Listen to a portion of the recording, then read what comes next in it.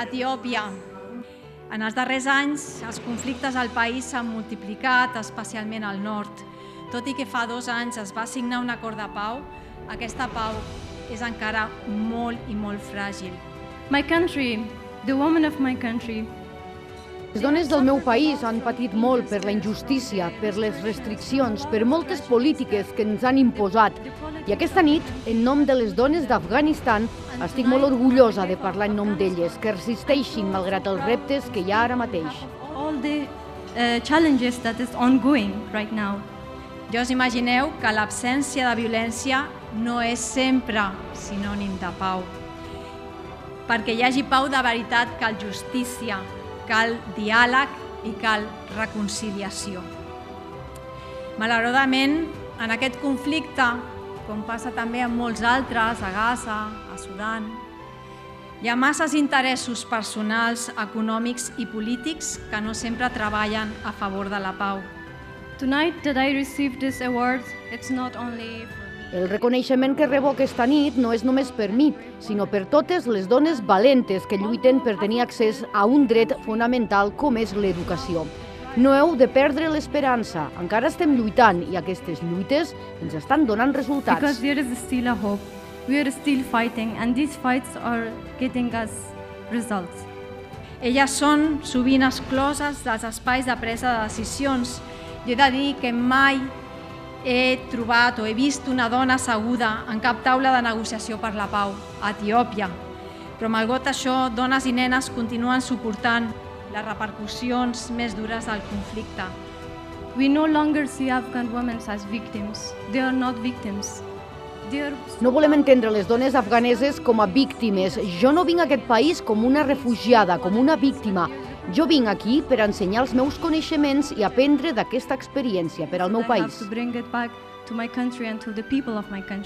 Les dones etíops continuen demostrant un lideratge, una força i una resiliència extraordinàries.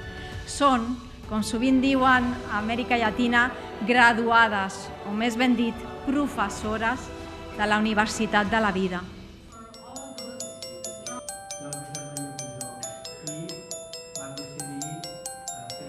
Cap de les coses que hem anat, o de les causes que hem anat reconeixent cada any, estan resoltes.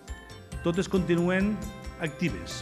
Estem vivint en un món en el qual massa sovint sembla que estigui trencat.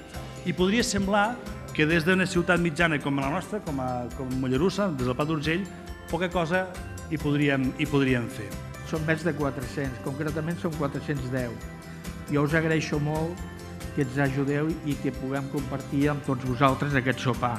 Molta gent no ha pogut vindre aquí a compartir aquest sopar, però ens ha pagat i ens ha deixat el que en diem la fila zero.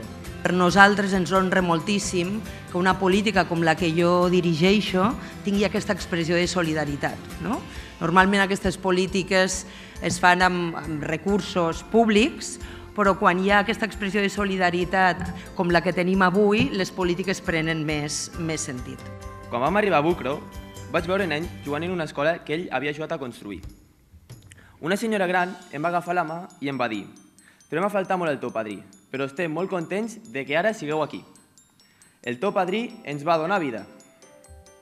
Aquelles paraules em van impressionar, perquè de sobte vaig entendre que la solidaritat no és només donar, és transformar.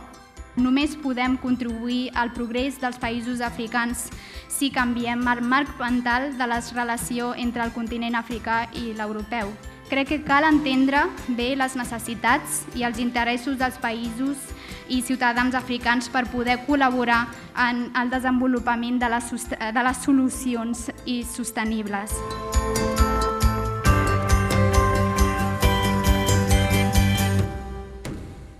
Els Premis Ànima tenen una essència molt especial. Premien no sols el que es fa, sinó com es fa.